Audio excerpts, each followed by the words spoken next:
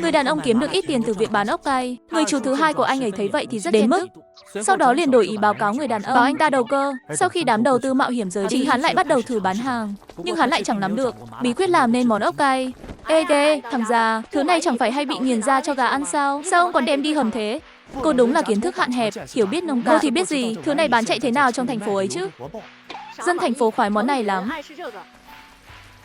Thôi, đừng cho thêm, nhà mình giờ chỉ còn chút ớt thôi đấy. Chú hai nghe xong bực bội quát lên. Ốc cay thì phải có gia vị cay chứ.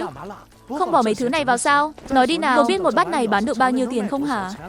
Cô có biết thằng nhóc Triệu Lâm mấy hôm nay bán món này kiếm được bao nhiêu tiền không? Bà chỉ biết nhìn cái lợi trước mắt thôi. Trời ơi, chồng yêu à, chẳng phải tôi cũng biết sao nổi. Nếu tôi biết, sao tôi lại cản ông chứ? Nhưng dù chúng ta có đi bán, chưa chắc đã bán được như thằng cháu mình. Chúng ta đâu có kinh nghiệm như nó. Nói tới đây, chú hai cười đắc ý. Thằng cháu mình sau này chẳng thể bán món này nữa đâu. Vì tôi đã đi báo cáo nó rồi. Nếu nó còn bán, sẽ bị bắt vì tội đầu cơ ngay. Còn chúng ta bán thì cùng lắm chỉ bị phạt nhẹ. Cũng chỉ bị cảnh cáo thôi, chẳng có gì nghiêm trọng đâu. Vậy bà nói xem, sau này thằng cháu mình còn dám bán nữa không? Nói xong, cả hai bắt đầu mơ mộng về cảnh mình sắp giàu to. Ngay cả tay chân cũng nhanh nhảu hơn hẳn. Nhưng họ nào biết rằng, mấy lời này của họ đã bị Triệu Lâm nghe thấy hết. Chào chú nhé. Hóa ra chuyện này đúng là chú bày ra, nhưng chú cũng làm ốc cay à? Cách làm của chú đơn giản quá, dù món này chẳng thể thiếu ớt với hoa tiêu. Nhưng cái quan trọng nhất là công thức độc quyền tôi nghiên cứu từ kiếp trước. Nếu chú thực sự đem bán trong thành phố, khách ăn xong không đập quầy chú là chú hên lắm. Anh hai, tụi em về rồi đây. Lúc này, hai chị gái Triệu Lâm xách theo mấy thùng ốc, từ xa bước tới. Anh hai, chẳng phải anh nói, món ốc này không bán được nữa sao? Sao còn kêu tụi em đi vớt làm gì? Đúng đó, anh hai, sau này không bán ốc nữa, có phải không được ăn thịt luôn không? Nhìn hai đứa em gầy gò, xanh xao. Triệu Lâm xót xa bảo, các em này, anh hứa với các em, sau này nhà mình vẫn sẽ thường xuyên ăn thịt. Dù giờ không bán ốc được nữa, nhưng anh sẽ nghĩ cách khác để kiếm tiền. Các em này, giờ về nhà đi nhé, cùng mẹ cắt đuôi ốc cho sạch. Chờ anh về làm tiếp, anh phải lên huyện một chuyến, sẽ về sớm thôi. Dạ được, sau này vẫn được ăn thịt cơ mà. Anh hai, đi đường cẩn thận nhé anh. Nhìn hai đứa em khuất dần xa, Triệu Lâm cũng vội chạy về phía huyện thành. Bây giờ chắc chắn không thể bán ở nhà máy than được nữa, nhưng mấy anh công nhân ở đó rất may ăn món này. Nếu tôi thương lượng được với giám đốc nhà máy, mỗi ngày cung cấp ốc cho nhà ăn của họ, rồi họ tự bán lấy, như vậy tôi không những chẳng bị coi là đầu cơ mà còn có thêm thời gian sức lực làm việc khác, những ngành khác nữa. Nói là vậy, nhưng giám đốc nhà máy than khó tính lắm. Dù vậy, Triệu Lâm vẫn tự tin lắm, vì trong ký ức kiếp trước của anh, mỏ than hôm nay sẽ gặp nạn lớn. Một tai họa mỏ kinh hoàng, thiệt hại kinh tế vụ này lên tới cả tỷ đồng. Nhưng điều đáng sợ nhất là nó cướp đi mạng sống của hàng ngàn người và vô số gia đình hôm nay dù buôn bán có thất bại, cũng phải báo giám đốc nhà máy, bảo họ kiểm tra thiết bị kẻo tai họa xảy ra. Còn lúc này bên kia chẳng phải chuyện đùa đâu. Sao lại có mùi tanh thế nhỉ? Ông chắc chứ? Chúng tôi muốn mang thứ này lên thành phố bán. Chú Văn Ngôn vênh vào nói. Ốc cay thế này, ớt với hoa tiêu, tôi chẳng nói nhiều. Bà cứ yên tâm đi bà ơi, dân thành phố mê món này lắm đó. Giúp tôi một tay nào. Đi thôi nào. Sau đó cả hai bắt đầu đổ ốc vào thùng. Chỉ trong chớp mắt, 3 tiếng trôi qua, Triệu Lâm cuối cùng cũng tìm được giám đốc nhà máy trong văn phòng. Nhưng giám đốc nhà máy chẳng thèm để ý tới Triệu Lâm. Mãi một lúc sau, ông ta mới bực bội nói, nhà máy có quy định của nhà máy, có gì thì báo lên trên trước đi. Văn phòng này đây, không phải ai muốn vào là vào được đâu. Vâng ạ, nghe đồn từ lâu giám đốc nhà máy than khó gần lắm. Hôm nay gặp rồi, của nhiên danh bất hư truyền. Tôi nói rồi, sao anh còn chưa đi khỏi đây? Tôi sẽ gọi bảo vệ đấy. Triệu Lâm liền đi thẳng vào vấn đề luôn. Giám đốc, tôi không phải người của ông, tôi là người bán ốc ngoài cổng nhà máy ông. Hôm nay tới đây để bàn với ông một vụ làm ăn. Nghe vậy, giám đốc nhà máy bắt đầu chú ý tới Triệu Lâm. Hình như tôi nhớ ra anh rồi.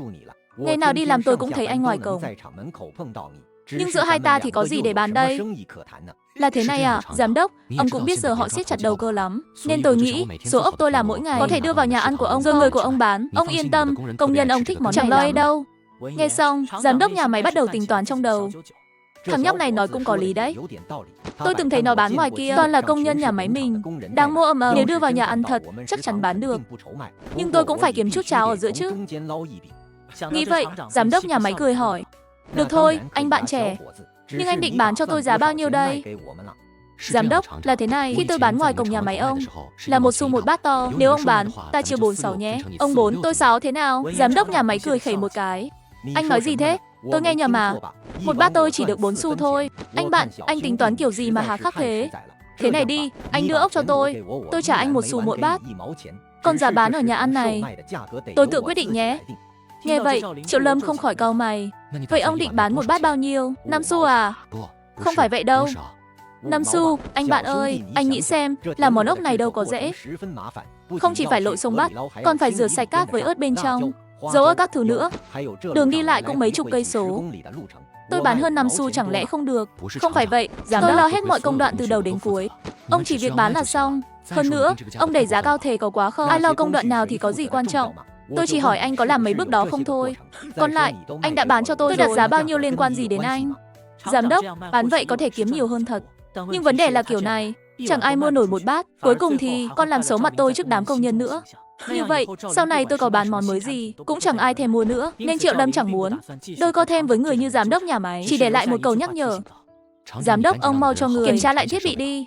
3 tiếng nữa, ở mỏ than này sẽ có vụ nổ khí gaxi đấy. Sở dĩ Triệu Lâm không nói chuyện này từ đầu, vì anh đã tính toán thời gian chính xác. Nếu giờ kiểm tra thiết bị ngay, nửa tiếng là xong xuôi hết. Nhưng giám đốc nhà máy nghe xong thì nổi giận. Anh nói cái gì? Làm ăn không xong thì nguyên rủa tôi à? Để xem hôm nay tôi có đánh gãy chân anh không? Bảo vệ đâu? Nghe tiếng giám đốc nhà máy gọi, hai bảo vệ liền bước vào ngay. Giám đốc có gì sai bảo à? Lôi thằng này ra ngoài ngay, đánh gãy chân nó đi. Hai bảo vệ ngập ngừng hồi lâu, chẳng muốn ra tay chút nào, vì bình thường họ rất thích mua ốc của Triệu Lâm để ăn. Qua vài ngày tiếp xúc, ba người đã thân nhau lắm rồi. Các anh đứng im làm gì thế? Không muốn làm nữa hả? Giám đốc, tôi khuyên ông mau cho người đi kiểm tra thiết bị khí gaxi đi. Mấy cái công tác của ông cũng có vấn đề. Nếu để xảy ra chuyện, ông gánh nổi hậu quả không? Giám đốc nhà máy bắt đầu đắn đo suy nghĩ. Thà tin là có còn hơn không tin. Cuối cùng, giám đốc nhà máy vẫn sai người kiểm tra thiết bị này. Anh bạn, nếu tôi biết anh lừa tôi sẽ tống anh lên công an ngay. Còn nếu tôi nói đúng thì sao? Thì tôi sẽ nhận ốc của anh, bán được bao nhiêu cũng được. Tôi giúp anh bán 1 xu một bát, anh lấy hết tiền lời, thấy sao? Lúc này, kế hoạch của Triệu Lâm cuối cùng cũng vì nhiều gì. Anh cũng hiểu tính giám đốc nhà máy này, nên khi bàn chuyện làm ăn, đương nhiên không thể nói hết ngay từ đầu. Hỏng rồi, giám đốc chuyện này, thiết bị khí gaxi ở mỏ đúng là có vấn đề thật. Mà không chỉ vậy, lô công tác mới mua về cũng bị lỗi luôn rồi. Giám đốc nhà máy hoảng hồn, run run bảo, mau sơ tán hết công nhân ra ngoài. Vâng, tôi làm ngay đây, đi ngay đi. Lúc này, mọi thiết bị ở mỏ than đều dừng lại, công nhân cũng lần lượt rời khỏi mỏ. Vậy là, một tai nạn mỏ kinh hoàng đã bị Triệu Lâm ngăn chặn. Lần này nhờ anh cả đấy. Thiết bị của chúng tôi đúng là có vấn đề thật. Khí gaxi vượt mức nguy hiểm rồi, mấy công tắc mới cũng vậy luôn. Chúng bị lỗi chất lượng nghiêm trọng, có thể gây rò rỉ điện, nhưng giờ đã thay hết rồi. Tôi đã cho công nhân sơ tán hết ra ngoài, cũng tăng quạt thông gió lên. Phòng mua sắm tôi sẽ kiểm tra lại nghiêm khắc. Anh bạn, anh có thể nói tôi nghe, sao anh biết mấy vấn đề này ở mỏ chúng tôi vậy? Chuyện này thì Triệu Lâm chẳng thể nói thật, nên anh đành phải bịa ra một câu. Tôi có bạn làm ở mỏ than của ông. Dĩ nhiên là ai thì tôi không nói, kẻo lại rắc rối sau này. Anh ấy hay kể với tôi, kim đồng hồ thiết bị gaxi chẳng nhúc nhích, nên tôi đoán chắc thiết bị kiểm tra hỏng rồi.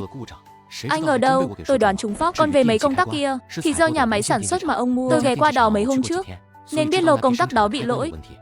Nghe vậy, giám đốc nhà máy dường như hiểu ra, ông muốn giữ Triệu Lâm lại ăn bữa cơm, nhưng Triệu Lâm bảo đường xa, phải về, đành từ chối. Cuối cùng, hai người cũng thỏa thuận từ nay trở đi, cung cấp ốc cay cho nhà máy than mỗi ngày. Giá 1 xu một bát thôi, Triệu Lâm lấy hết tiền lãi. Khi Triệu Lâm đi ngang cổng nhà máy, lại nghe tiếng khóc lóc inh ỏi. Nhìn xem nào, hóa ra quầy của chú Hai và dì anh bị đập tàn nát. Cái gì đây? Sao mà tanh tưởi thế này? Ông chủ ơi, Triệu Lâm giả vờ không thấy, cứ thế bước đi. Anh ghé qua hợp tác xã mua ít thịt về cho nhà ăn dần. Mua thịt xong, anh vội chạy về nhà ngay. Lúc này đã giữa trưa rồi, mùa hè nóng bức đúng là khổ thật. Triệu Lâm chẳng thể tìm chỗ mát mẻ nào để nghỉ chân. Nghỉ một lát thôi, nhưng chưa kịp chợp mắt anh bị tiếng động làm cho giật mình. Chẳng phải tiếng nổ bắp rang sao?